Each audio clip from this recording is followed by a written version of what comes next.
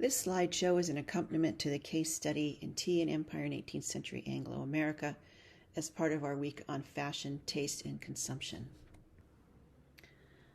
On the 25th of September in 1660, Samuel Pepys recorded in his diary that he had sent for, quote, a cup of tea, a China drink, of which I had never drank before. In 1660, tea had just been introduced to Britain in 1657 by the Portuguese, and the Dutch, who for the first decades of the 1600s had begun to import both black and green tea into Europe from their trading bases in Macau. Charles II's queen, Catherine of Braganza from Portugal, was credited with introducing the drink from her homeland to England. Daily or ritual consumption of tea, of course, had and has a place in many cultures beyond Britain.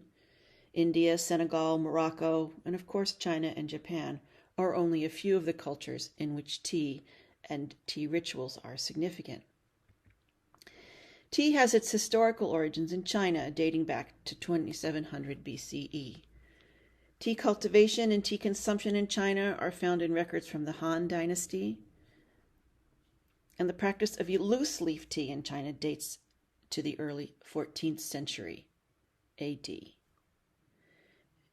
And it is loose leaf tea which becomes the staple of global trade and consumption after this point, although matcha, for instance, is still consumed as green tea. The Chinese perfected the process of growing, harvesting, and processing through drying, pounding, and firing tea leaves, and by the period of contact with Europeans had well-established production houses and trade networks.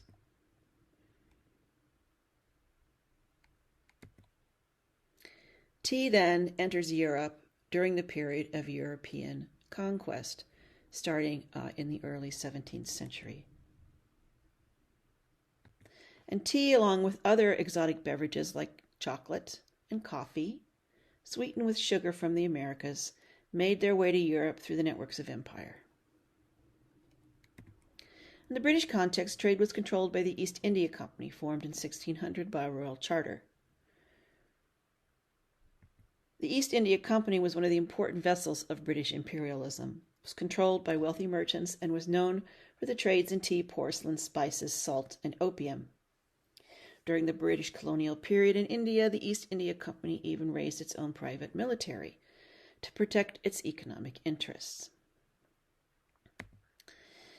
The British East India Company, under the leadership of Robert Clive, who's pictured here, the military governor of Bengal, and by all accounts quite the psychopath, was by far the leading trader in the market and conquered, subjugated, and plundered vast tracts of South Asia for over a century.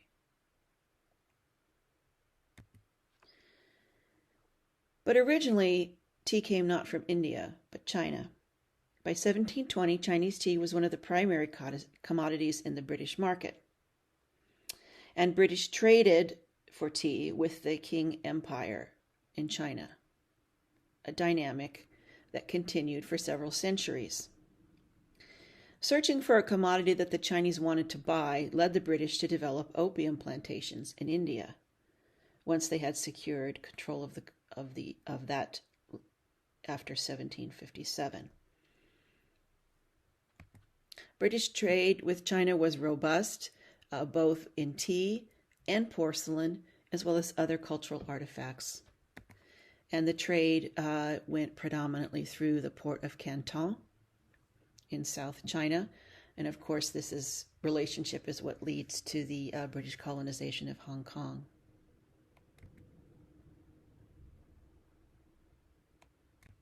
Now, the Chinese trade was actually part of a larger network of British imperial trade with the Americas and India, as well as East Asia. And we can see here some of the relationships that get developed, not only the triangle trade across the Atlantic, from whence sugar came, but then also the trade with China, which was predominantly based around tea, porcelain, and silk. And of course, the British, over time, developed a three-country trade by the early 19th century, in which opium was exported out of India to China, which was then traded for tea, silk, and porcelain, which made its way back to Britain. And of course, it is this trade relationship that eventually resulted in the Opium Wars of the early 19th century.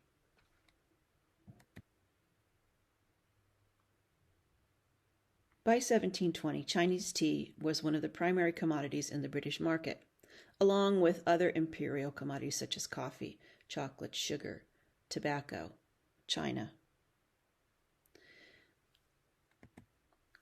Tea, like coffee and chocolate, were first enjoyed predominantly by elites.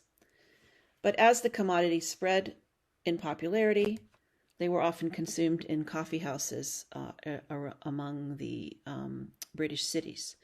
Coffee houses were predominantly all male meeting places where business and debate was conducted. And we often see images of, here we have men consuming both coffee and tobacco, two important mercantilist commodities. By the turn of the 18th century, however, tea drinking in particular had become established as a hallmark of social distinction and polite hospitality, to be formed in a ritualistic way with fine manners. And in this respect, tea became the province of women in the domestic sphere. And we see here the women gathered around the tea table, and of course we see in the background a cabinet full of porcelain pottery that kind of goes along with the domestic sphere of consumption. So if coffee and chocolate consumed in the coffee houses was the province of men, then the consumption of tea was the province of women, the genteel woman in the domestic home. And of course, this is when we begin to see the ritualization of tea consumption in the home, in gatherings of women, and also among families.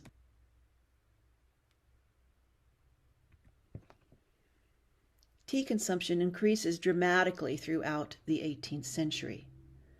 It's estimated that between 1700 and 1768, annual consumption of tea rose from about 20,000 pounds to almost 6 million pounds, making it a veritable fashionable fad. This consumption was facilitated by the opening of tea shops from which tea could be bought and brewed at home. Tea becomes part of the everyday material life of the bourgeois British family and above, and we see tea and tea service positively ubiquitous during this period in portraiture and other representations of domestic life. And here we have a number of what were called conversation pieces, paintings that illustrated the home life of elites, and we can see there's a real pattern here of the tea consumption right down to the configuration of the vessels as well as the tea table and the kind of embeddedness of this in the everyday life of the family. With the establishment of tea drinking came the need for new vessels and furniture for its preparation and service. The craze for chinoiserie wares that spread across Europe during the 1600s led to a great demand for Chinese porcelain tea wares that could not at that time be replicated by European potters. Because of the long voyage, these commodities were initially very expensive and considered the height of fashionable taste.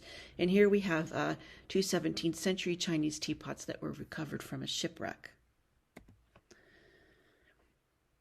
By the early 18th century, teapots and teacups had been joined by kettles, tea caddies, sugar bowls, slop bowls, teaspoons, teaspoon trays, large salvers or tea tables, upon which the lady of the house would lay out the tea set elegantly and serve her guests. And so here we have a kind of quintessential tea service. We see the slop bowl, the sugar bowl, the tea pot, and then all of the cups and saucers with spoons. Here we have also the addition of a sugar bowl, and then, of course, the bread and jam, which was traditionally, or cakes that was also traditionally consumed.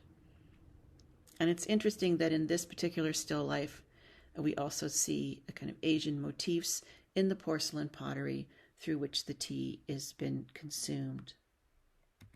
Here we have the proliferation of ancillary objects that went along with tea consumption. Here's 3 tea canisters. And then here we have tea caddies with tea canisters, as well as spoons and sugar tongs and a whole array of objects, which were eventually produced by domestic manufacturing in Britain. And then, of course, our old friend, the tea table, here with the flip top that could be brought out to consume the tea. Over the 18th century, tea drinking slowly became more affordable and gradually transformed from an exotic novelty to domestic ritual. Tea imports continued to rise, but the growing demand for fine ceramics and tea wares led to the growth of Staffordshire potteries in England, which experimented with ceramic production in order to manufacture elegant yet affordable tea wares for the middle classes. And here's an example of Wedgwood pottery, and we see here also the replication of the kind of imperial association still with tea. This is a kind of a more middle class or bourgeois product at this point, but we also see the 18th century aristocratic couple, and then of course the enslaved person in the background. And the connection to slavery here is not incidental. The use of enslaved labor was of course central to the British Empire, and also central to the production of another commodity with which tea was increasingly associated. Sugar from the Americas, produced predominantly in the Caribbean with enslaved labor on plantations.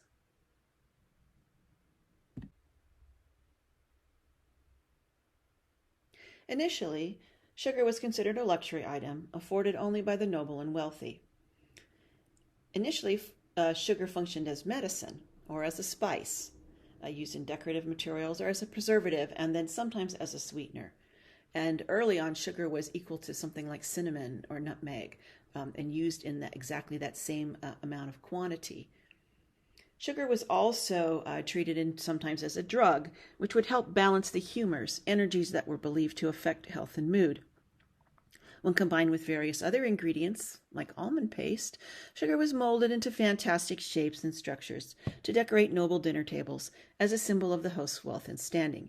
And here we have, of course, Mr. Marzipan with his creation, and just some examples. We still see, obviously, marzipan, but marzipan becomes very popular with elites during the initial introduction of sugar into Europe. And of course, it's the introduction of chocolate and coffee, and then later tea, that sugar's use as a sweetener became most relevant. And here we have Portuguese making chocolate, for drinking chocolate.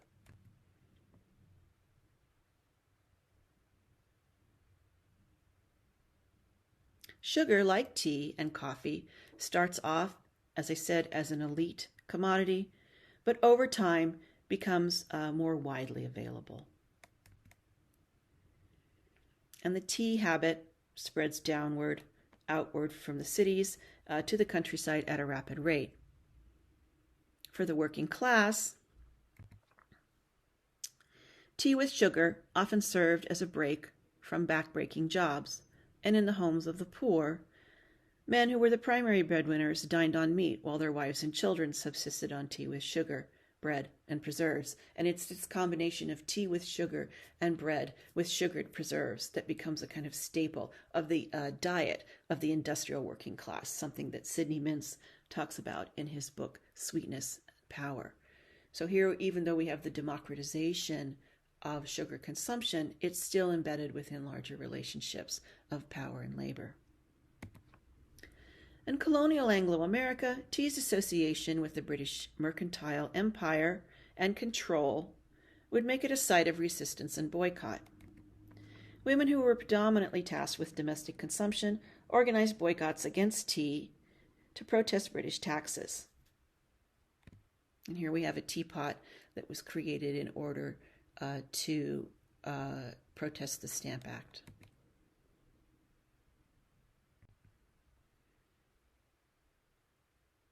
And here another print which is a protest against taxes, specifically the stamp act pouring tea, which was also taxed down the throat of the tax collector who's being tarred and feathered.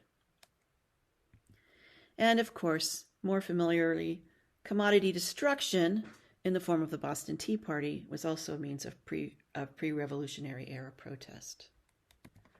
Later in the 19th century, British consumers opposed to slavery called for boycotts of sugar to protest both the slave trade and then later slavery, adorning sugar bowls and teapots with anti-slavery imagery or slogans, and promoting alternative consumption of sugar produced in the East Indies without the use of enslaved labor.